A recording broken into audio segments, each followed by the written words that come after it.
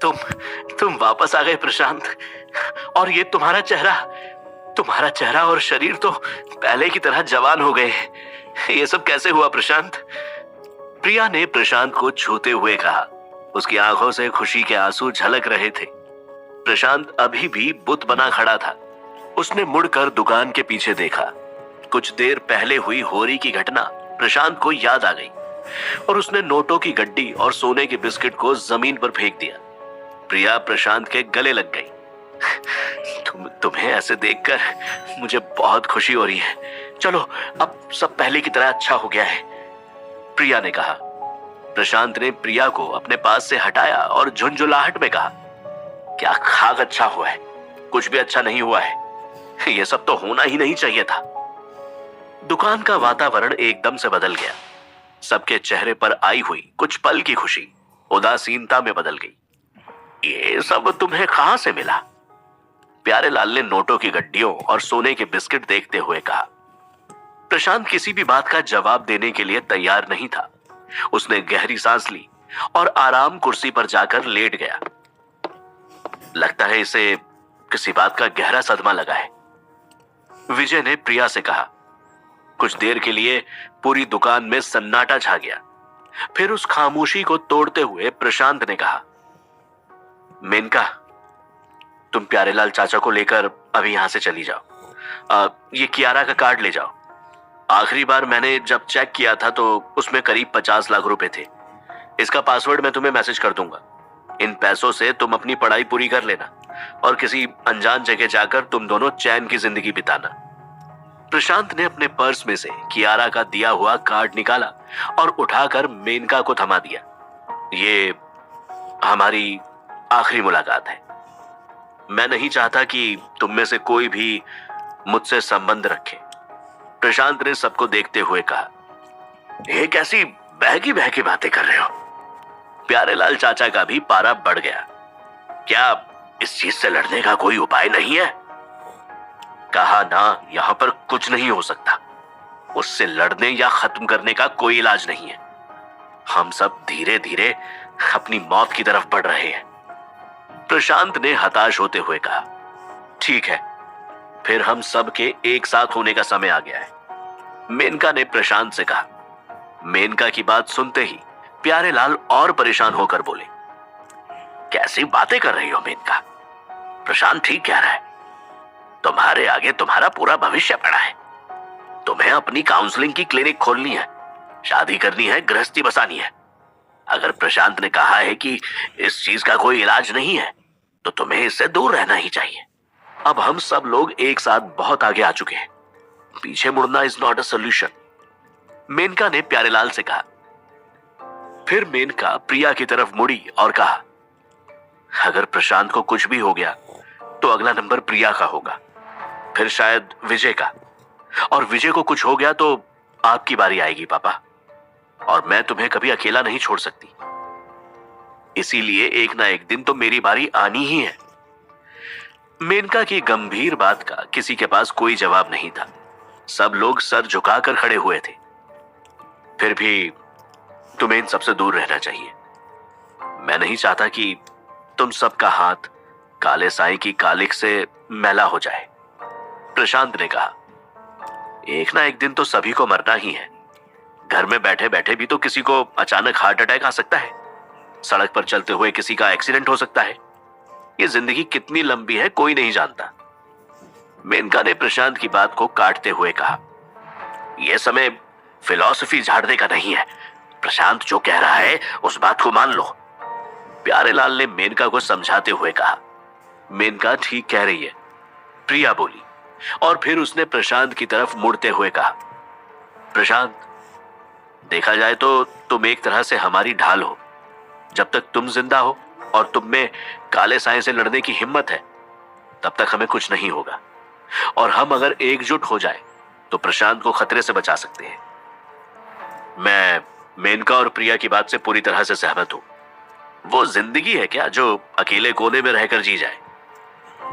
दोस्ती की है तो कीमत तो चुकानी पड़ेगी, विजय ने प्रशांत के कंधे पर हाथ रखते हुए बोला। तुम लोग ठीक कह रहे हो प्रशांत, तुम्हारे दादाजी ने भी यही किया था। वो हम सब की ढाल थे और उन्होंने पूरे जीवन भर ना जाने क्या क्या करके हम सबको बचाए रखा। प्यारेलाल ने हिम्मत बटोरते हुए कहा। प्रशांत अपनी आंखों के आंसुओं को रोक नहीं पा रहा था। उसने हताश होते हुए सबको बताया, मगर अब एक नहीं 3 काले साए हैं। अब हमें हर अमावस्या को एक नहीं बल्कि 3 बेगुनाहों की बलि देनी होगी। मुझसे यह सब और नहीं हो सकता। मेनका प्रशांत के लिए एक गिलास पानी लेकर आई। प्रिया ने गिलास प्रशांत को पकड़ाते हुए कहा, हम उसका कोई ना कोई उपाय ढूंढ लेंगे। एक्सीडेंट में मरता हुआ व्यक्ति भी तो बलि हो सकता है। फांसी की सजा पर खड़ा हुआ मुजरिम भी एक बलि हो सकता है। तो इस तरह से हम मौत की कगार पर खड़े हुए लोगों को ढूंढकर उनकी बलि होरी को चढ़ा देंगे। तुम लोग इस बात की गंभीरता को समझ नहीं रहे हो। हम ऐसा नहीं कर सकते। प्रशांत ने अपने आंसुओं को पोंछते हुए कहा। क्यों? ऐसा क्यों नहीं कर सकते? विजय ने पूछा।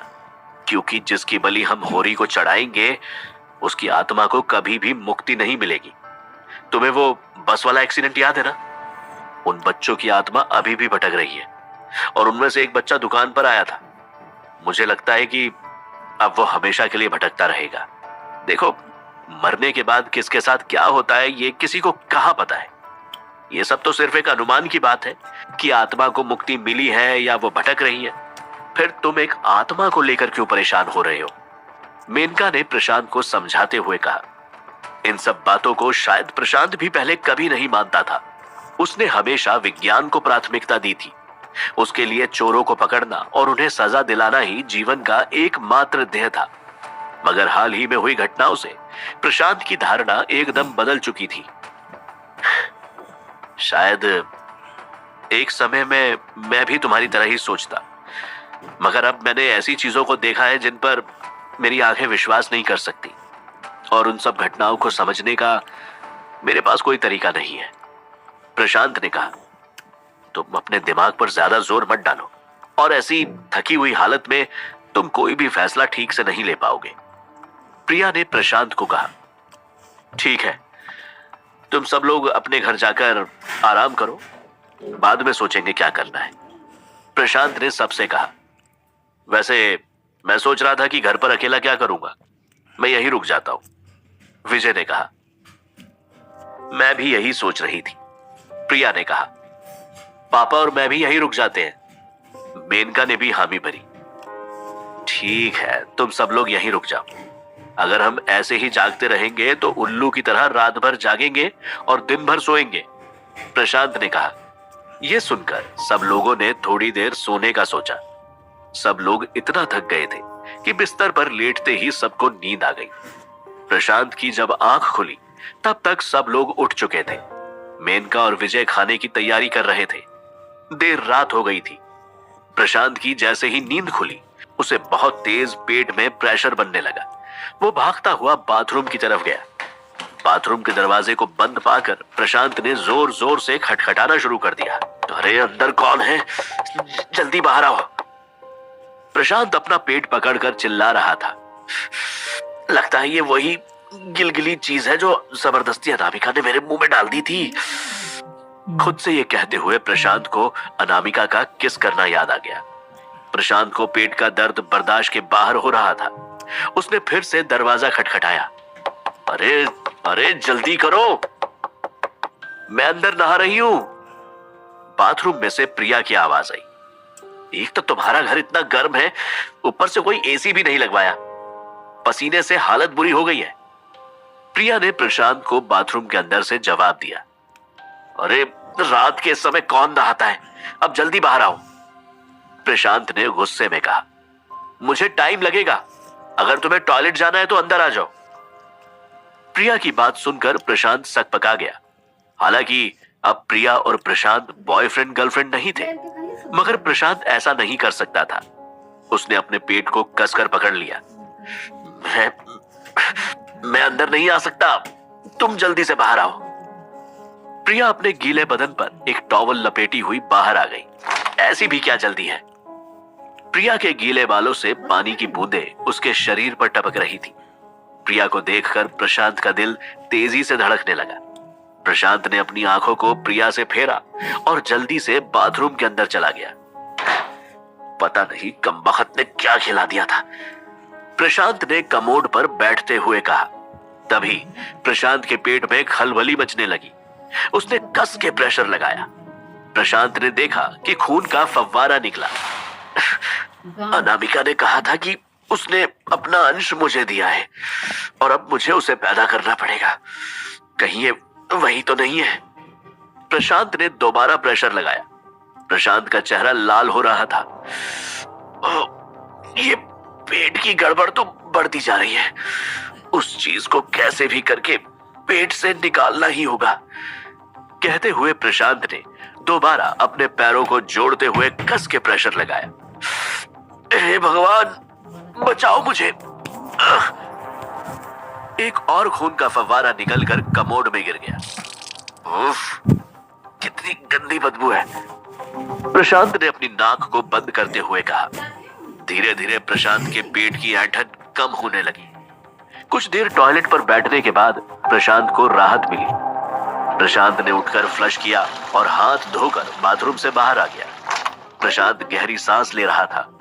तभी उसने देखा कि बाथरूम के बाहर सारे लोग खड़े हुए थे। सबने अपनी नाक को कसकर बंद किया हुआ था। तुमने ऐसा क्या खाया था? विजय ने पूछा।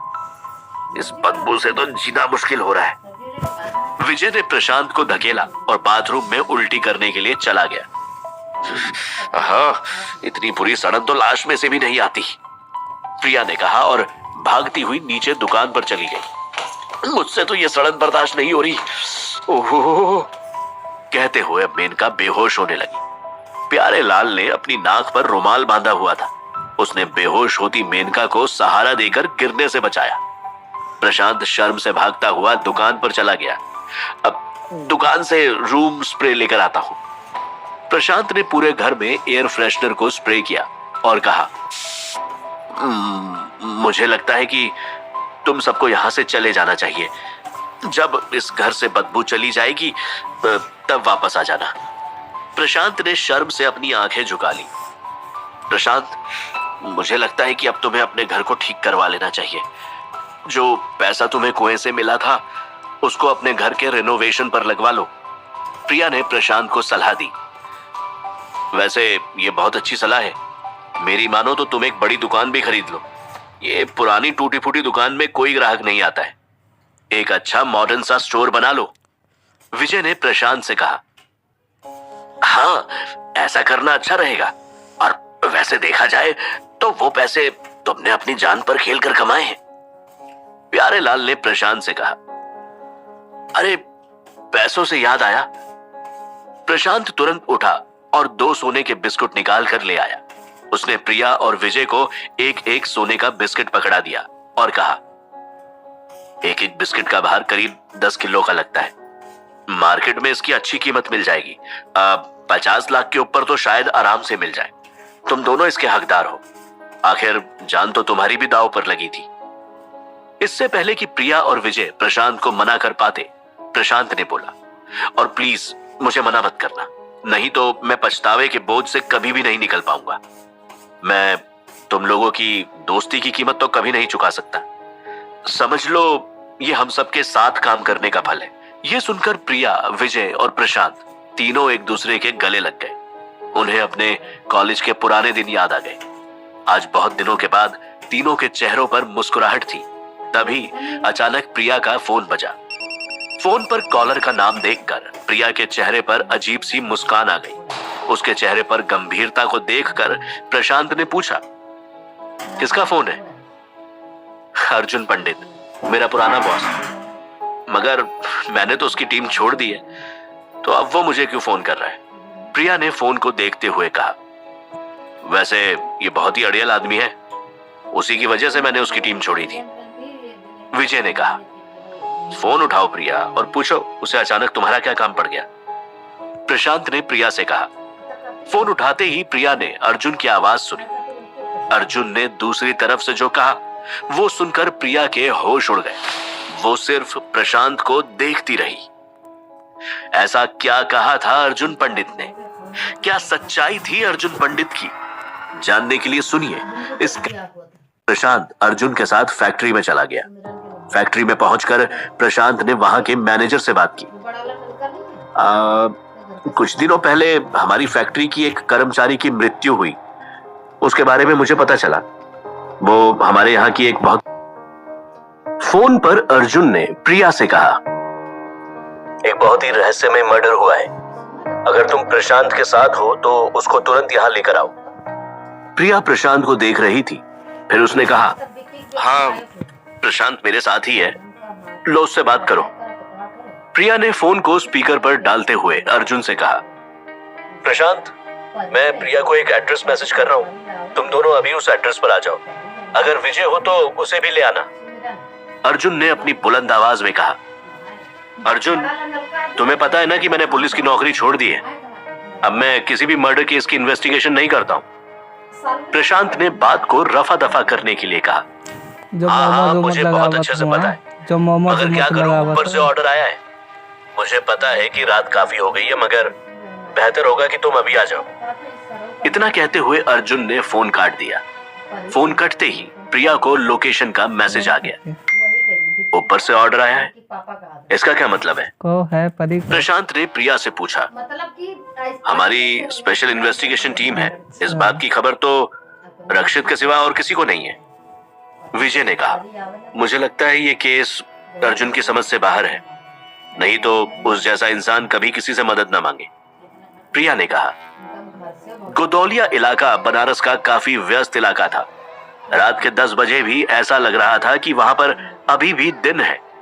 प्रशांत प्रिया और विजय के साथ उस लोकेशन पर पहुंच गया जो अर्जुन ने भेजी थी। एक बिल्डिंग के सामने पुलिस की बहुत सारी गाड़ियां खड़ी हुई थी। प्रशांत बिल्डिंग में वारदात की जगह पर गया। हेलो प्रशांत, मेरा नाम अर्जुन है। एक सुडौल शरीर और बुलंद आवाज वाले व्यक्ति ने प्रशांत से हाथ मिलाते हुए कहा, मैं तुम्हारे बारे में जानता हूं। प्रशांत ने भी हाथ मिलाते हुए जवाब दिया, लेकिन हम शायद पहली बार मिल रहे हैं। अर्जुन ने सर हिलाया और प्रशांत को एक घर के अंदर ले गया। उस घर की बालकनी में जाते ही प्रशांत, प्रिया और विजय वारदात को देखकर हैरान थे। तो इस लड़की ने फांसी लगाकर अपने आप को मारा है। प्रशांत ने जमीन पर पड़ी हुई लाश को देखते हुए कहा, हमें भी यही लगा था। अर्जुन ने जवाब दिया, आज शाम को पुलिस स्टेशन में एक लड़के का फोन आया था। उसने बताया कि उसने बालकनी में एक लड़की की लाश लटकते हुए देखी है। पुलिस ने आकर लड़की की लाश को बालकनी से उतारकर जमीन पर रख दिया। वो लड़का भी यहीं पर है। कमरे में उससे पूछताछ चल रही है। अर्जुन ने कमरे की तरफ इशारा करते हुए प्रशांत से कहा, तो इस केस में अजीब क्या है? प्रशांत ने पूछा, ये तो सीधा सीधा सुसाइड का केस है। पुलिस और फॉरेंसिक बहुत देर से इस केस की शिनाख्त कर रहे हैं। ये सुसाइड नहीं बल्कि मर्डर है। लड़की के शरीर पर मारपीट के निशान भी है। किसी ने टॉर्चर करके इसको मारा और फिर लटका दिया। घर के बाहर के सारे सीसीटीवी कैमरा पुलिस ने चेक किए हैं। घर के अंदर ना तो कोई आया है और ना ही बाहर कोई गया है। गोदौलिया जैसे इलाके में अगर एक नई मक्खी भी आती है तो लोग उसे पहचान जाते हैं, मगर इस केस में किसी को कुछ भी नहीं पता। अर्जुन ने प्रशांत से कहा। प्रशांत अर्जुन के साथ उस लड़के से बात करने गया जिसने पुलिस को सुसाइड के बारे में बताया था। अर्जुन ने उस लड़के से कहा, एक बार फिर से बताओ कि तुमने क्या देखा था? वो नौजवान लड़का काफी डिस्टर्ब था। उसने प्रशांत को बताया, मैं तो सामने वाली बिल्डिंग में रहता हूँ। शाम को जब मैं बालकनी में आया तब मैंने यहाँ पर कुछ लटकते हुए देखा। पहले मुझे लगा कि शायद कपड़े सुखाने के लिए लटकाए गए हैं। फिर जब मुझे समझ आया कि यहाँ पर कोई लाश है तब मैंने पुलिस को फोन किया। तुम्हारे घर के सामने तो बहुत सारी बालकनी है, फिर तुम इसी बालकनी में क्यों झांक रहे थे? प्रशांत ने अपनी भवें टेढ़ी करते हुए लड़के से पूछा। जी वो दरअसल वो कैसा है ना कि इस बालकनी में रहने वाली लड़की बहुत ही खूबसूरत थी। मैं अक्सर उसे अपने घर से देखा करता था, उस लड़के ने घबराते हुए कहा। प्रशांत ने लड़के की बात को नजरअंदाज किया और फॉरेंसिक टीम से बात करने के लिए पहुंचा। फॉरेंसिक टीम के एक सदस्य ने प्रशांत को बताया, किसी ने रस्सी से इसका गला घोंटकर उसको मारा है। रस्सी पर उंगलियों के निशान भी है। लड़की के शरीर पर चोट के भी निशान है। इसका मतलब उनके बीच में हाथापाई हुई थी। लड़की के शरीर पर हमें जो निशान मिले हैं उससे लगता है कि खूनी करीब 6.5 फीट लंबा होगा। 6.5 फीट लंबा। इतने लंबे आदमी को ढूंढना तो मुश्किल नहीं होगा। वैसे ऐसा कौन सा आदमी है जिसने मर्डर करके सारे फिंगरप्रिंट्स पुलिस के लिए छोड़ दिए? प्रशांत ने सोचते हुए कहा। खूनी के फिंगरप्रिंट्स सिर्फ लाश पर ही मिले हैं, घर में या बालकनी में और कुछ भी नहीं मिला। फॉरेंसिक एक्सपर्ट ने कहा, हमने 2-3 दिन पहले का भी सीसीटीवी फुटेज चेक किया है और कोई भी आदमी इस घर के अंदर नहीं आया, ना तो दरवाजे से और ना ही बालकनी से। इस घर के अंदर सिवाय उस लड़की के कोई भी नहीं आया है। अर्जुन ने प्रशांत को बताया। और विक्टिम के बारे में कुछ पता चला? प्रशांत ने पूछा। ये लड़की किसी इलेक्ट्रॉनिक्स की फैक्ट्री में काम करती थी, बाकी जांच पड़ताल अभी भी जारी है, अर्जुन ने बताया। क्या इसका कोई क्रिमिनल रिकॉर्ड था? प्रशांत ने पूछा। अभी तक तो ऐसा कुछ भी नहीं पता चला है, मगर हम अभी भी जांच रहे हैं। प्रशांत अर्जुन को एक कोने में लेकर गया और उसने पूछा, इससे भी पेचीदा केस पुलिस ने सॉल्व किया है। मुझे यह समझ में नहीं आ रहा है कि इसके लिए तुमने मुझे क्यों बुलाया। देखो, बुलाना तो नहीं चाहता था, मगर लड़की के फोन में एक वीडियो मिला है। उसको देखकर ऊपर से ऑर्डर आया है कि तुम्हारी राय लेनी चाहिए। अर्जुन ने प्रशांत को घूरते हुए कहा। कैसा वीडियो? प्रशांत ने पूछा। अर्जुन ने कांस्टेबल को इशारा किया तो वो फोन लेकर आ गया। ये फोन शायद इसी लड़की का था, घर में पड़ा मिला था। इसमें ये वीडियो था। अर्जुन ने फोन प्रशांत को पकड़ाते हुए कहा। वीडियो देखते समय प्रशांत ने प्रिया और विजय को भी बुला लिया। उन तीनों ने वो वीडियो देखा। ये तो किसी मूवी का सीन है। इसमें कोई आदमी एक औरत को मार रहा है और उसकी लाश को लटका रहा है। ये तुम मुझे क्यों दिखा रहे हो? प्रशांत ने अर्जुन से पूछा। धीरज रखो और आगे देखो। अर्जुन ने व्यंग भरी निगाहों से प्रशांत को देखा। मूवी का सीन खत्म होते ही अचानक एक आदमी स्क्रीन पर आ गया। इस पिक्चर के सीन को ध्यान से देखो। अगले 3 दिनों में मैं इसी तरह से तुम्हारा कत्ल करूंगा। स्क्रीन पर आकर आदमी ने धमकी दी। तभी अचानक वीडियो बंद हो जाता है। क्या तुमने इस आदमी के बारे में जांच पड़ताल करवाई? इसकी फोटो और आवाज से तुम इसे ट्रेस कर सकते हो, प्रशांत ने अर्जुन से कहा। अर्जुन मुस्कुराया और ताना मारते हुए प्रशांत से बोला, मुझे लगा था कि तुम कुछ समझदारी की बात करोगे। पता नहीं ऊपर से ये केस तुम्हें देने का ऑर्डर क्यों आया। हमने पहले ही ये जांच करवा ली है। इस तरह का कोई भी आदमी हमें नहीं मिला। जांच अभी भी जारी है, मगर इस आदमी का कोई अता पता नहीं है। तुम्हारी साइबर टीम क्या कहती है? प्रशांत ने अर्जुन के ताने को नजरअंदाज करते हुए पूछा। अर्जुन ने इशारा करके साइबर टीम के एक्सपर्ट को बुलाया। उस एक्सपर्ट ने प्रशांत से कहा, ये वीडियो इस फोन में पहले से ही था। इसको किसी ने मेल या मैसेज से नहीं भेजा है। शायद ये वीडियो कहीं से डाउनलोड किया गया है, मगर ब्राउजर पर इसकी कोई हिस्ट्री नहीं है। ये वीडियो फोन में कहां से आया, इसको ट्रेस नहीं किया जा सकता। तो इसका मतलब खून किसी अनजान व्यक्ति ने किया है, और वो व्यक्ति इस धरती पर है भी कि नहीं ये नहीं पता। प्रशांत ने अर्जुन को देखते हुए कहा। पुलिस उस आदमी की तलाश पुराने रिकॉर्ड में भी कर रही है। क्या पता कोई पुराना क्रिमिनल हो। हमारी साइबर टीम डार्कनेट पर भी इसको ढूंढ रही है, अर्जुन ने बताया। अगर कुछ पता चले तो हमें बता देना, हम भी अपनी जांच पड़ताल करेंगे। कुछ पता चलेगा तो प्रिया तुम्हें फोन करके बता देगी। इतना कहते हुए प्रशांत प्रिया और विजय के साथ वहां से चला आया। गाड़ी में बैठते ही प्रशांत ने विजय से कहा, कल सुबह अपने ऑफिस जाते हैं और इस केस पर विचार करते हैं। अगले दिन तीनों लोग अपने ऑफिस में बैठकर उस केस के बारे में सोच रहे थे। ऐसा कैसे हो सकता है कि वो आदमी हमें कहीं ना मिले? उसकी फोटो हमारे पास है, फिंगरप्रिंट के बारे में पता है, और फिर भी हम उसे नहीं ढूंढ पा रहे। प्रिया ने प्रशांत से कहा, मुझे तो लगता है कि जैसे वो आदमी स्क्रीन से बाहर निकला और खून करके वापस स्क्रीन में समा गया। विजय ने कहा, क्या बहकी बहकी बातें कर रहे हो? प्रिया ने विजय को घूरते हुए कहा। प्रशांत प्रिया और विजय की बातों को ध्यान से सुन रहा था।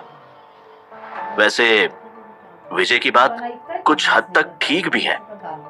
अगर वो आदमी बाहर कहीं भी होता तो अभी तक पुलिस उसको पकड़ चुकी होती, प्रशांत ने सोचते हुए कहा। अगले 3 दिन तक पुलिस और स्पेशल इन्वेस्टिगेशन टीम उस केस पर काम करते रहे, लेकिन उनके हाथ कुछ नहीं लगा। तीसरे दिन अचानक फिर से प्रशांत को अर्जुन का फोन आया। एक और खून हुआ है, लोकेशन भेज रहा हूं, जल्दी आ जाओ। अर्जुन ने प्रशांत से कहा।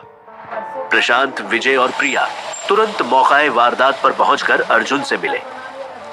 इस बार खून एक आदमी का हुआ है। 35 वर्ष का आदमी था, बीवी बच्चे नहीं थे, माँ बाप के साथ रहता था। अर्जुन उन तीनों को बताते हुए उस विक्टिम के घर में लेकर गया।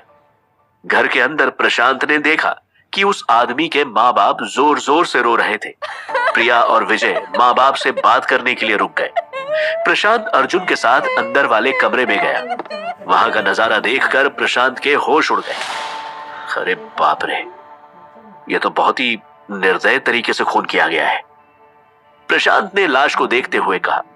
लाश के पूरे शरीर पर लोहे की कीलें घुसी हुई थी और पूरे कमरे में अभी भी खून फैला हुआ है। अर्जुन ने प्रशांत को बताया।